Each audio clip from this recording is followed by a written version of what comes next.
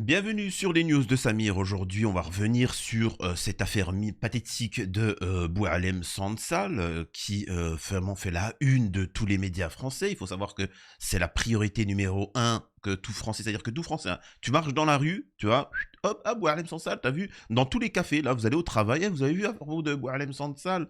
Euh, donc c'est quand même phénoménal, hein. On va parler un petit peu de ça, on va revenir parce qu'il y a eu beaucoup de propos qui sont revenus sur le sujet, hein, de droitards, de gauchistes même.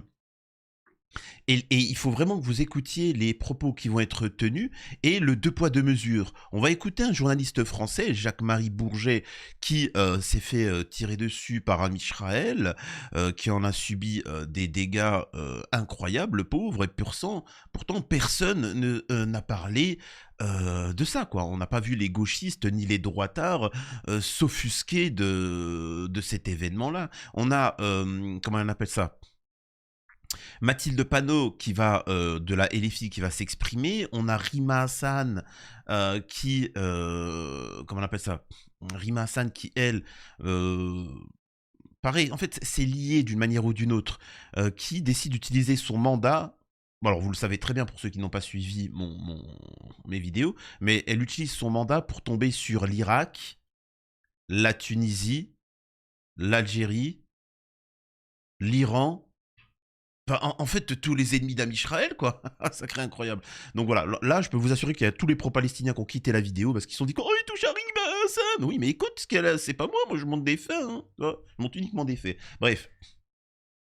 C'est là où on comprend pourquoi les sionards réussissent, parce qu'ils font des actes, ils agissent, et que les pro-palestiniens, ben, juste ça danse dans les manifestations, quoi. Et quand on les avertit qu'ils sont manipulés, oh, Rima Hassan, pathétique. Bref, donc voilà, on va pouvoir démarrer la vidéo. Avant ça, bien évidemment, je vous invite à vous abonner, et là, on rentre dans le vif du sujet, et c'est juste incroyable ce que j'ai à vous montrer. Certains pourraient penser que c'est un événement... alors tout le monde s'en fout, hein. Je vous dis la vérité, en Algérie, tout le monde s'en fout de Boualem Sansal. En France, tout le monde s'en fiche totalement de lui. Et pourtant, on peut voir...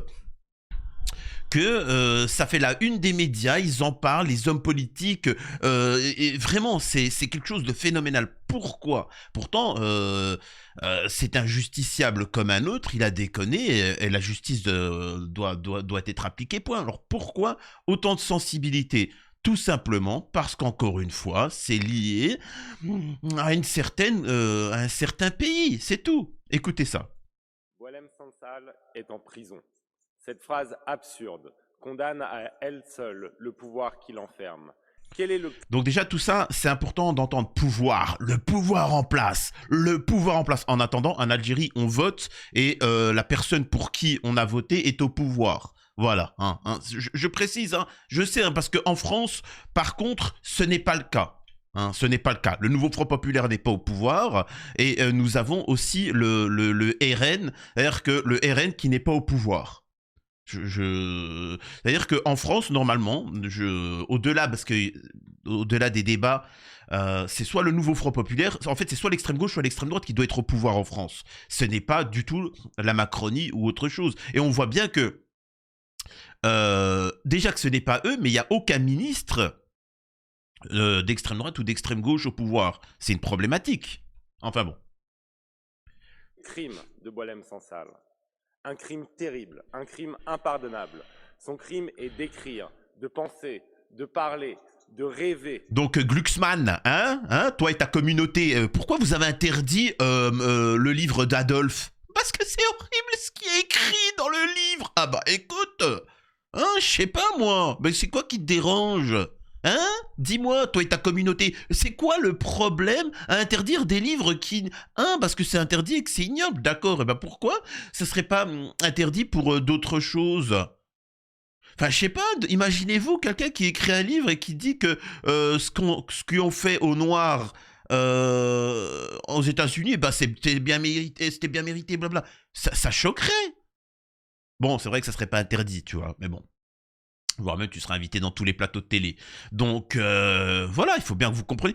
Et c'est là où vous allez comprendre un petit peu la mentalité française, colonialiste, de gauche comme de droite. Et aussi petit à petit le fait qu'ils vont se rendre compte, le français, Alors, il faut bien comprendre que tout ce micmac, c'est fait pour le français, hein, c'est fait pour l'endormir, etc. Mais, et qu'ils ne comprennent pas qu'ils n'ont plus aucun pouvoir sur les autres. La France s'est dégradée et tu veux qu'elle fasse quoi comme sanction? Elle veut quoi? Enfin, bref. En homme libre. Et c'est assez pour constituer, je cite, une atteinte à l'intégrité territoriale, une trahison qui vous fait encourir peut-être la perpétuité. À quel point faut-il douter de soi pour avoir si peur des mots d'un écrivain de 75 ans? Alors, toi, encore une fois, toi et ta communauté, Glucksmann, c'est quoi le problème à avoir fait une loi pour interdire sur ce qui s'est passé? Pourquoi? Hein? Moi aussi, je peux. Ah, là, ça change tout. Là, je peux vous dire que là, il n'y a que moi qui dis ça. Personne ne se permettrait de dire ça. Parce que là, tu le calmes tout de suite. Mais bon, hein, bien évidemment, nous avons Hassan, le dissidente. Voilà. Ça, c'est phénoménal. Hein. Donc, voilà. À l'Union européenne, leur priorité, c'est quoi? C'est de s'occuper d'un justiciable algérien. Écoutez Mathilde Banot en parler. Banot, Boualem Sansal, écrivain franco-algérien, a donc été arrêté la semaine dernière en Algérie. Vous vous êtes exprimé une fois en réponse à la question d'un confrère pour demander sa libération. Depuis, il est écroué, on l'a appris hier, après son audition par le parquet antiterroriste. Il fait appel. Est-ce que vous réitérez, peut-être de manière plus directe, la demande de libération aux autorités algériennes ? De manière plus directe. Je l'ai dit mardi, je l'ai redit encore hier. Évidemment, personne, encore moins un écrivain peut-être, ne doit être en prison et écroué du fait d'un délit d'opinion. Donc oui. C'est pas une opinion. C'est pas une opinion ce qu'il a dit. C'est gravissime. C'est de l'injure. C'est gravissime. C'est du négationnisme. Enfin, quand même. Oh, allô, tu vois. Je demande sa libération immédiate. Qu'est-ce que ça révèle selon vous Je demande, écoutez, je demande que vous vous abonniez tous à ma chaîne. Pourtant, vous n'allez pas le faire. C'est bien de demander. Mais après, il y a le retour, tu vois. Je demande à que vous me donniez tous un don de 1 euro, hein, ce qui me fera rentrer plusieurs dizaines de milliers d'euros. Personne ne va le faire, vous voyez. Donc, c'est bien de demander, mais il y a un moment, il faut être cohérent, quoi. Du régime algérien. Beaucoup de choses. Ça montre que il y a en Algérie, et d'ailleurs ce n'est pas moi qui vais dire le contraire, puisque je rappelle que j'avais été soutenir le peuple irakien au moment du Irak et dénoncer les prisonniers. J'ai été soutenir le peuple irakien pendant le Irak.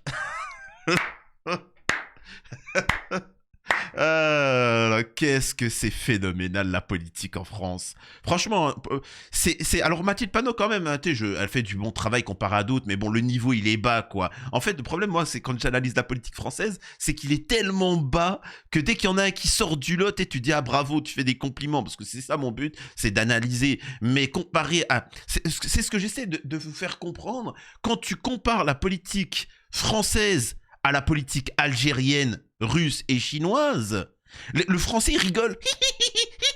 Algérie. Mais vraiment, vous n'avez pas idée. Vous n'avez pas idée. Ils ont des projets de ouf. Ils ont des projets. On va faire un truc. Tu sais, c'est des projets. Même il y a plus de 1000 ans, il y avait plus de projets nobles. On va développer la France, on va faire une cathédrale. C'est quoi une cathédrale? Un truc massif qui va rester plusieurs milliers d'années. Encore maintenant, je rappelle que maintenant, on envoie des trucs dans l'espace quand même. On envoie des trucs dans l'espace quand même. Hein. Et pourtant, va devant une cathédrale et tu verras si tu ne seras pas waouh au niveau de l'architecture, au niveau de la... Oh, c'est un truc de malade. Tu te dis, mais comment ils ont fait ça? Mais c'est malade ça. Même maintenant, je ne sais pas si on est capable de faire ça. Et là, en France, vos politiques, c'est des TikTokers. Ils n'ont aucune vision. Là où les politiques de certains pays ont une vision sur le long terme, tu vois. C'est pour ça que Trump aussi a été élu, c'est qu'il leur dit, les gars, on va faire un truc de dingue, on va faire que notre nation, tout le monde va se vivre bien, mais aussi on va essayer d'aller beaucoup plus loin. Tu sais, on lui fait donner un objectif, un rêve. En France, il n'y a rien. Bref, pathétique, désolé, hein, c'est le peuple irakien.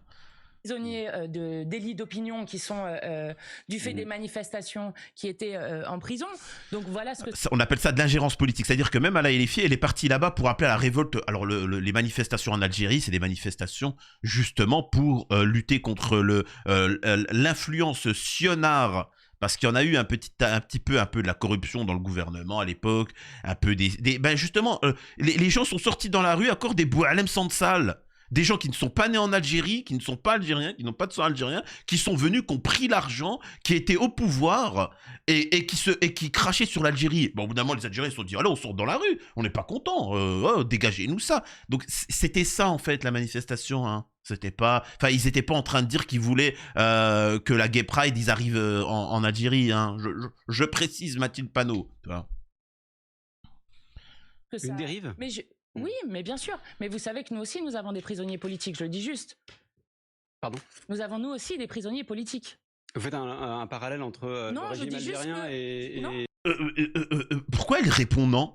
Oui, je fais un parallèle. Déjà, ce qu'elle vient de faire, c'est effectivement un parallèle entre l'Algérie et la France. Excuse-moi, le mec, il vient, il dit que quoi, vous faites un parallèle entre... il est hors de question de faire un parallèle. Excusez-moi, nous, on n'a pas mis dans des trains pour les ramener dans des camps des juifs, je précise. Hein. On n'a pas massacré des millions de personnes. On n'a pas... excuse-moi de dire ça, hein, je précise. Hein. Tu vois. Ne comparez pas la Chine avec... oui, mais les Chinois, c'est une dictature. Ils n'ont pas mis des millions de... Enfin, quand même, calmez-vous, hein. C'est quoi de ça, tu vois?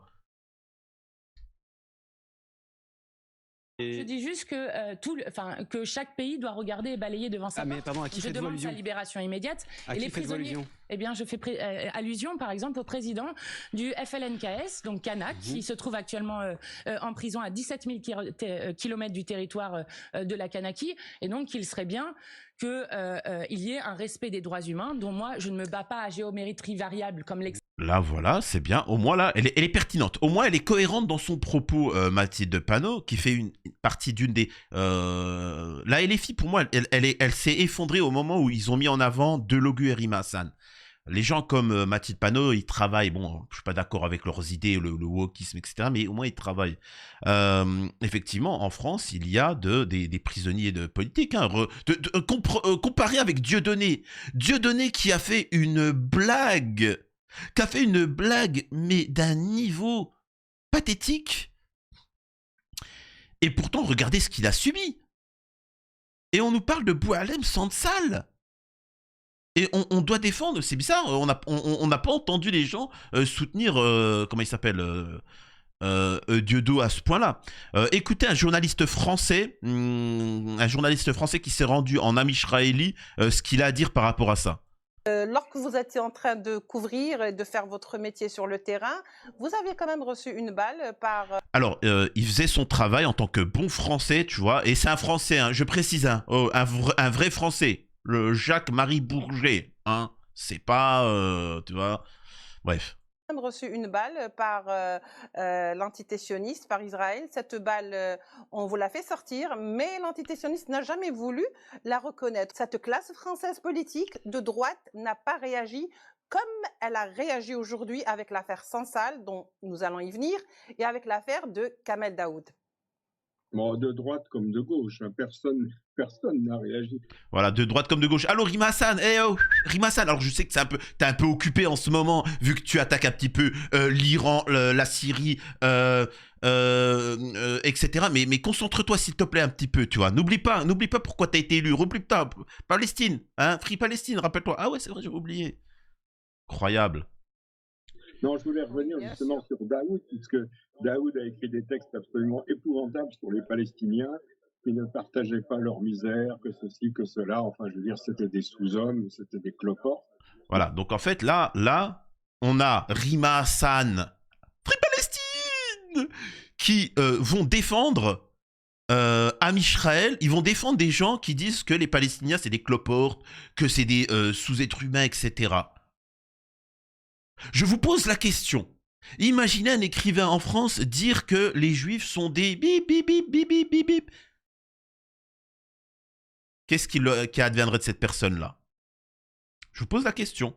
Est-ce que Rima Hassan viendrait me défendre si j'avais dit des propos comme ça? Bien évidemment qu'elle condamnerait. Alors pourquoi, quand quelqu'un dit des choses comme ça sur les Palestiniens, bizarrement ils ont le soutien de la gauche? Réfléchissez s'il vous plaît, réfléchissez par vous-même. Hein? Réfléchissez par vous-même. Donc ça finit de faire le portrait du personnage. Et si vous me permettez en 2 secondes, je voudrais revenir moi au prix Goncourt, parce que le prix Goncourt, c'est plus un prix littéraire depuis un certain temps, c'est une arme politique. Et là, le prix Goncourt, cette année, il y avait à la fois M. Daoud et il y avait un concurrent qui était en combat avec lui pour l'obtention du prix, qui avait fait un texte sur le Rwanda. Et M. Daoud, c'est l'Algérie, etc., etc. Donc le Goncourt, c'est une arme pour les capitalistes, la droite, les gens de l'oppression, les colons, pour faire passer un message. C'est plus du tout de la littérature, c'est un message politique.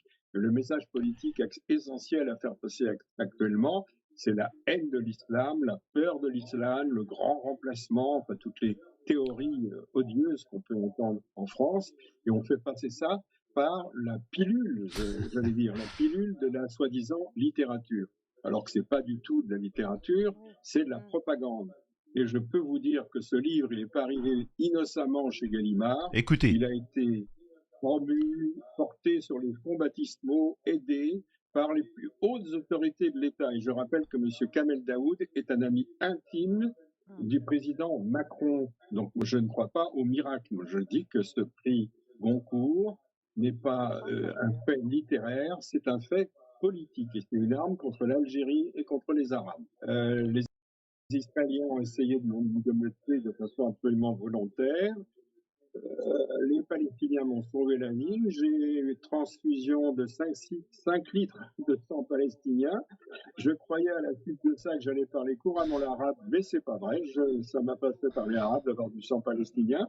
J'ai un syndrome post-traumatique, j'ai un poumon en moins, j'ai un bras qui marche pas trop. Mais tout ça, tout le monde s'en moque. Alors, ce qu'il faut comprendre dans ce qu'il vient de dire, bon, au-delà de ce qu'il a dit et que c'est intéressant, c'est que en France, on utilise des médias, la littérature, tout en fait, les films, les choses comme ça, pour en fait influencer, faire passer des idées dans la société et ainsi de suite. Donc c'est ça qu'il faut retenir.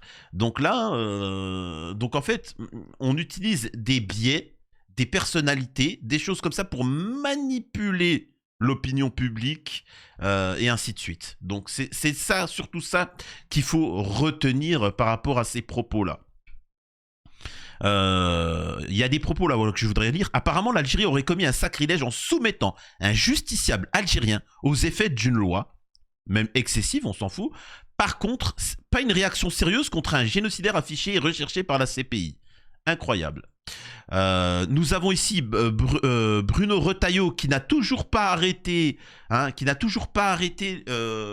l'autre là, vous savez, qui dans une aire d'autoroute, il y avait un fourgon blindé où des prisonniers devaient être transférés. Des gens sont arrivés, ils ont buté les flics qui faisaient le transfert et ils se sont échappés. Ça fait plusieurs mois, bientôt 1 an, et ces gens-là n'ont toujours pas été arrêtés.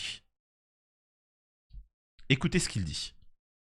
Je ne peux pas en dire beaucoup plus puisque je suis filmé, mais le régime algérien a toujours considéré que, et quand on voit d'ailleurs les dernières mesures qui ont été prises pour défranciser d'ailleurs au niveau de l'école, la jeunesse et beaucoup d'autres mesures très très agressives, on voit bien que bien avant la reconnaissance de la souveraineté marocaine sur le Sahara occidental, un processus s'est engagé. J'en dirai pas plus puisque ça va au-delà. Et comme ministre de l'Intérieur, j'ai à connaître un certain nombre d'éléments, d'événements.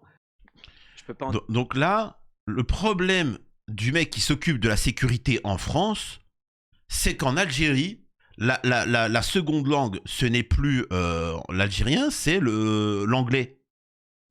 C'est-à-dire que, en fait, il faut qu'ils comprennent Retailleau, parce qu'encore une fois, il n'est pas en capacité, parce qu'il est intellectuellement, ils sont limités en politique française. La seconde langue, elle sert pour un intérêt. Il y a un intérêt derrière. C'est-à-dire que il y a un intérêt économique. Enfin, excusez-moi de dire ça. Je vais pas prendre la langue, je sais pas comment, le congolais. Ça n'a aucun intérêt. Excusez-moi de vous dire ça. Soit t'apprends l'anglais, soit t'apprends le, comment on appelle ça, le mandarin, voilà, le chinois, le mandarin. T'apprends des choses qui économiquement vont servir à ton pays. Si toute ta jeunesse maîtrise le mandarin, c'est beaucoup plus facile de faire du business avec les Chinois, tu vois, c'est logique. Et c'est pour ça que pendant un temps, la langue, entre guillemets, mondiale, c'était l'anglais, et que tout le monde se met ça. Alors, avec les colonies en Afrique, bien évidemment, il y avait un lien particulier avec la France. Tout le monde maîtrisait le français, etc. Donc c'est resté machin, mais ça n'a plus aucun intérêt. La France, ça n'a strictement plus aucun intérêt. Plus personne ne fait du business avec la France. Donc, mais voilà, c'est ça qui pose problème. C'est qu'en Algérie, on s'en fout maintenant du français. C'est fou. C'est fou cette ingérence. Nous avons Rachida Dati qui s'exprime. La détention de l'écrivain franco-algérien Boualem Sansal suscite un grand témoin en France et partout dans le monde. Mais tout le monde s'en balèque. Tu vois. Ministre de la Culture, je rappelle l'attachement indéfectible de la France à la liberté de création et celle des écrivains et des intellectuels. La détention sans fondement sérieux d'un écrivain n'est jamais acceptable. Manana, bon, elle chouine, etc.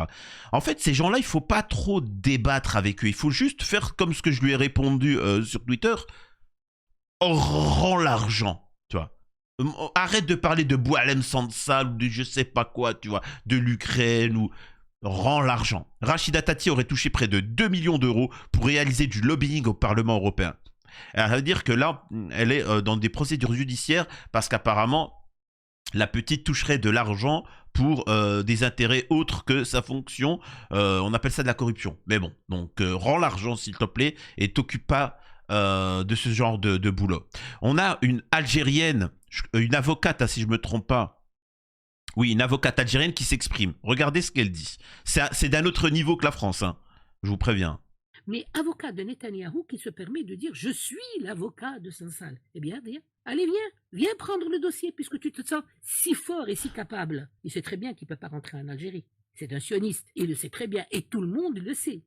Et c'est pour ça que, à partir de la France, il fait la voix de son maître. Mais ici, messieurs, c'est l'Algérie.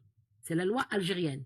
Pourquoi un Algérien, quand il se hasarde à faire ça, on laisse passer et on attend la justice. Et pourquoi lui se sent seul? Lui aussi, c'est un nouveau marié avec la République française par une nationalité de 6 mois. Ça y est, il change de peau. Nous avons un proverbe qui est magnifique. Celui qui a vécu une nuit dans une mare à grenouilles va commencer à croasser. Eh bien, il a croassé, il a perdu simplement. Aujourd'hui, il doit répondre de ces faits devant la justice algérienne. Voilà. En résumé, c'est bien. Vous savez, il y en a beaucoup. Il y en a beaucoup qui ont joué les malins comme ça. Ils se sont, en France, ils ont joué les malins. Je sais pas, c'est une mode, hein. Il faut savoir qu'en France, c'est une mode de cracher sur son pays d'origine, sur l'islam, etc. Tu vois, parce qu'on te met en avant sur tes PMP, et voilà, etc. Mais bon, c'est fini ça. C'est bon, la mode, elle est passée, les gars. Et en fait, il faut que vous compreniez tout ça. Là, tout ce que je vous ai montré, c'est pour vous dire un petit peu ce qu'il en est. Vous savez, c'est quoi le crime de l'Algérie? Ce que fait l'Algérie est très dangereux. Mais ils sont respectés de par le monde. C'est pour ça qu'on appelle ça la Mecque des révolutionnaires. Et c'est pour ça qu'ils sont détestés par les lâches qui rêvent d'avoir une histoire révolutionnaire. L'Algérie, en fait, c'est-à-dire que depuis un certain temps, nous avons l'Occident qui impose sa loi au reste du monde, hein, qu'ils ont des règles, tu vois, mais qui ne s'appliquent qu'aux pays du tiers-monde. L'Algérie, ça, ils s'en balèquent. Pour lui, t'as pas de... Tu vois, c'est-à-dire qu'il n'y a pas de ça. C'est-à-dire que tu es au même niveau. Tu vas me respecter. Tu vas me parler du même niveau, etc. Et là, en faisant ça, l'Algérie montre que je m'en fous qui. Je m'en fous de qui tu es. Tu n'as pas respecté notre loi, tu seras condamné, point barre. Et c'est pour ça que la France, en fait, c'est comme avec la CPI, c'est comme avec Netanyahou. L'Occident, il tombe sur tout le monde. Les dirigeants africains, machin, etc. Poutine, si, ça, etc. Ils tombent sur tout ça. Voilà, machin. Et quand c'est eux, qui normalement devraient avoir des condamnations, etc., comme la France, hein, la France pour ce qui s'est passé en Libye, et ainsi de suite. Et d'ailleurs, il faut aussi comprendre pourquoi ils s'opposent à la restauration de Netanyahou en Occident. Les États-Unis, il faut aussi comprendre. Parce qu'effectivement, ça ferait jurisprudence.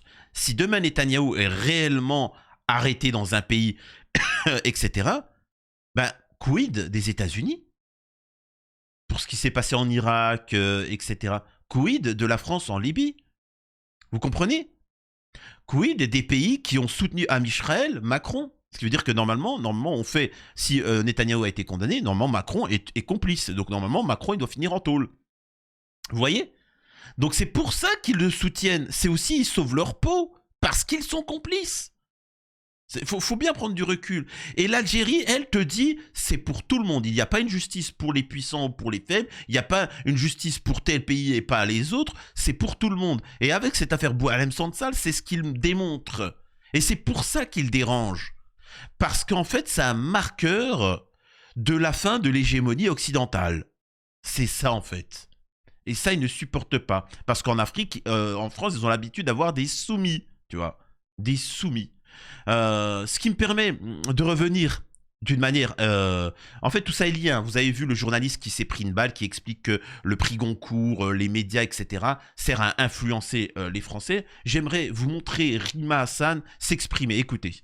Pour certains, la lutte féministe consiste à invisibiliser le sort de certaines femmes, comme les femmes palestiniennes, et à traiter de manière sélective... Là, les pro-palestiniens... Elle a dit Palestine! Free Palestine! Oh là là. Et idéologique, le sort d'autres femmes, c'est particulièrement vrai pour les femmes iraniennes. La gauche s'est toujours battue pour le droit des femmes à disposer librement de leur corps, à choisir leur chemin de vie et à garantir leurs droits fondamentaux. Mais face à cela, l'extrême droite et la droite tentent aujourd'hui de s'approprier la lutte féministe sur fond d'obsession idéologique islamophobe. Nous ne sommes pas dupes. L'hypocrisie européenne se soucie bien peu du combat courageux et inspirant des femmes iraniennes qui sont trahies. Et là, ça, ce qu'elle fait là, pour comprendre, elle utilise l'extrême droite. C'est-à-dire que là, ce qu'elle vient de dire, c'est si vous êtes contre ce que je vais dire, vous êtes d'extrême droite. Donc là, t'as tout plein de maghrébins qui vont me dire « Non, je suis pas d'extrême droite, elle a raison !» Oui, mais en fait, elle parle d'ingérence, c'est-à-dire qu'elle veut obliger d'appliquer ses fondements, sa loi. Ben moi, je pose une question à Rima Hassan. En Russie, il y a le blasphème. C'est-à-dire que tu ne peux pas cracher sur le Coran ou sur la Bible. J'en ferai une vidéo, il y en a un qui a pris 14 ans de prison pour avoir brûlé le Coran. Rima Hassan, est-ce que tu vas lutter contre ça? Non, tu vas la fermer. Tu vas te taire. Et voilà, chaque pays a son machin. Est-ce qu'on va imposer... Moi, j'ai envie de manger de la viande. J'aime manger de la viande, du bœuf. J'aime ça, tu vois. Me taper une bonne entrecôte, etc. D'accord. Est-ce que quand je vais aller en Inde, où c'est interdit parce qu'ils ont une croyance qui fait que, est-ce que je vais imposer mon idéologie? Non, chacun fait ce qu'il veut chez soi, on peut discuter et ainsi de suite. Et donc là, Rima Hassan t'explique que son problématique... Alors, à chaque fois qu'elle a pris la parole pour son travail en tant que députée européenne, c'était pour tomber sur la Tunisie. Depuis que la Tunisie tombe sur Amisraël, c'est de tomber sur l'Iran. Depuis que l'Iran tombe sur Amisraël. Réfléchissez, s'il vous plaît. Les pro-palos, réfléchissez. Comment ça se fait que vous l'avez dans le huc depuis des dizaines et des dizaines d'années que ça ne marche pas? Réfléchissez, hein. Si Rima Hassan, elle dit la vérité. Oui, d'accord. T'as pas l'impression de te faire manipuler, tu vois. T'as pas l'impression que quoi que tu fasses, ça ne réussit pas. Non, tu te dis pas ça, tu vois. C'est d'accord. Ben continue, tu vois. Hein. Tu te poseras les bonnes questions un jour. Par ceux qui instrumentalisent leur lutte. Ce combat doit être mené au-delà des récupérations politiques opportunistes.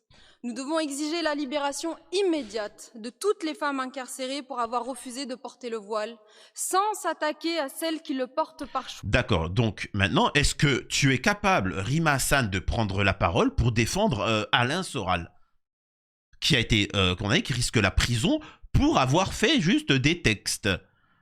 Est-ce que tu vas lutter contre ça? Est-ce qu'il a le droit de s'exprimer, oui ou non? Hein? Je pose la question. Est-ce que tu luttes contre le fait que le chef des Kanaks soit actuellement sous les geôles françaises? Oui ou non? Est-ce que tu dénonces Darmon, le gros sionnard? Toi qui tweets pour tout et pour rien, est-ce que tu dénonces ce machin? Darmon qui a touché à des femmes, 19 femmes. Est-ce que tu dénonces toutes ces choses-là? Pourquoi tu t'occupes de... Il y a des gens qui vont me dire, ouais, mais c'est son combat. Ah non, non, son combat, c'est la Palestine, les Palestiniens. C'est tout. Quand il manifestait pour les élections européennes, tout le monde lui disait, pourquoi ne parle jamais de la France, des intérêts de la France, etc. Et on nous disait Palestine, Free Palestine, Palestine, Palestine, machin. Et puis on se rend compte qu'au final, elle tombe que sur les intérêts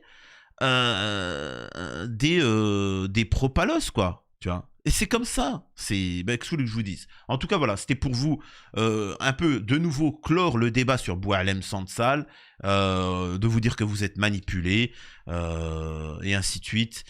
Et encore une fois, on nous met sur le devant, c'est-à-dire la problématique en Europe. Écoutez, hein, la problématique en Europe, pour les droitards, c'est Boualem Sansal. Et à gauche, c'est le fait que... voilà, les prisons en Iran. C'est le système judiciaire iranien. Voilà ce qu'il en est. Et moi, de dire... Et c'est pour ça que je suis boycotté par les droitards et les gauchistes. Pour moi, c'est l'intérêt des Français. Toi. Pour moi, c'est l'intérêt des Français. Toi qui m'écoutes, est-ce que tu... Franchement, je vais être honnête. À quel moment dans ta vie, sois honnête, hein, même le le gauchiste là, qui me regarde, à quel moment tu dis, en ce moment, je me lève, ça me fait yesh que en Iran, il y ait telle loi. Mais tu t'en fous. Tu t'en fous.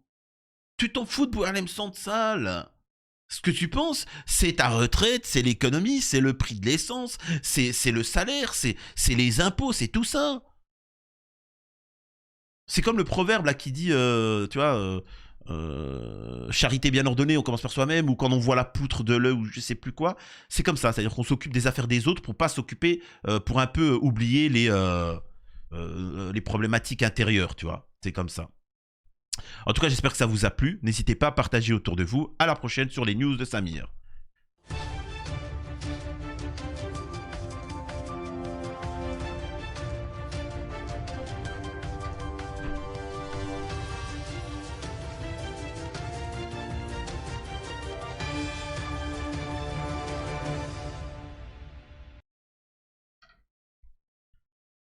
Oh, cette affaire Boualem Sansal, elle est en train de me devenir tarée, quoi. C'est un truc de malade. Mais lâchez l'affaire, s'il vous plaît, par pitié.